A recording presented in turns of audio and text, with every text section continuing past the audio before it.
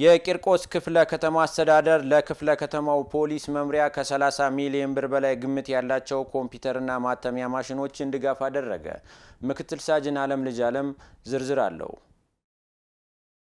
በድጋፍ ርክክቡ ላይ የቂርቆስ ክፍለ ከተማ አስተዳደር ዋና ስራ አስፈጻሚ ዶክተር ምስክር ነጋሽ፣ የቂርቆስ ክፍለ ከተማ ፖሊስ መምሪያ አዛዥ ኮማንደር ባይሉ ደጀኔ፣ የክፍለ ከተማው አመራሮችና የፖሊስ ጣቢያ ኃላፊዎች ተገኝተዋል። የቂርቆስ ክፍለ ከተማ አስተዳደር ዋና ስራ አስፈጻሚ ዶክተር ምስክር ነጋሽ ከአዲስ ፖሊስ ጋር በነበራቸው ቆይታ እንደገለጹት ፖሊስ ተልእኮውን በቴክኖሎጂ ታግዞ የወንጀል መከላከልና ምርመራ ስራዎችን ቀልጣፋና ውጤታማ በሆነ መንገድ በማከናወን ለህብረተሰቡ ፈጣን አገልግሎት መስጠት እንዲቻል ታስቦ የተደረገ ድጋፍ መሆኑን ገልጸዋል።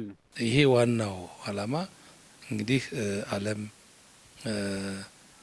አንድ ገላጣ መንደር አድርጓታል ከሚባለው አንዱ ቴክኖሎጂ ነው እንጂ የድሮ ጂኦግራፊ አሁንም ያለው ጂኦግራፊ ነው።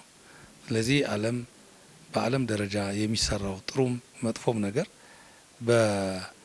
በሰከንዶች የጊዜ ቀመር ባላነሰ ለሰው ልጆች ዓይንና ጆሮ የሚደርሱት በቴክኖሎጂ በመታገዝ ነው።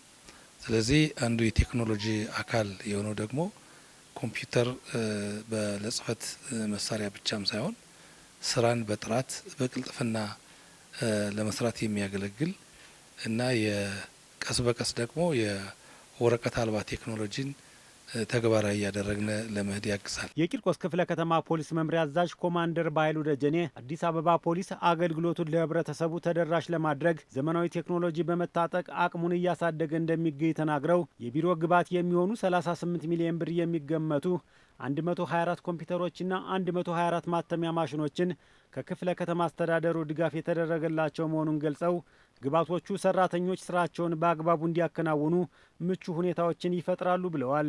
ኮምፒውተር ወይ ያለ ቴክኖሎጂ ቁሳቁስ የቴክኖሎጂ አገልግሎትን መስጠት አይቻልም።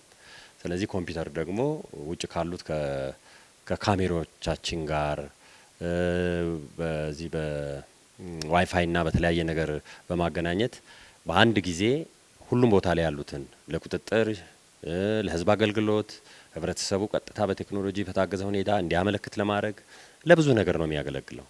ስለዚህ ቴክኖሎጂ አዘምነን እንጠቀማለን ስንል ኢኩፕመንቶቹ ያስፈልጉናል፣ ማቴሪያሎቹ ያስፈልጉናል።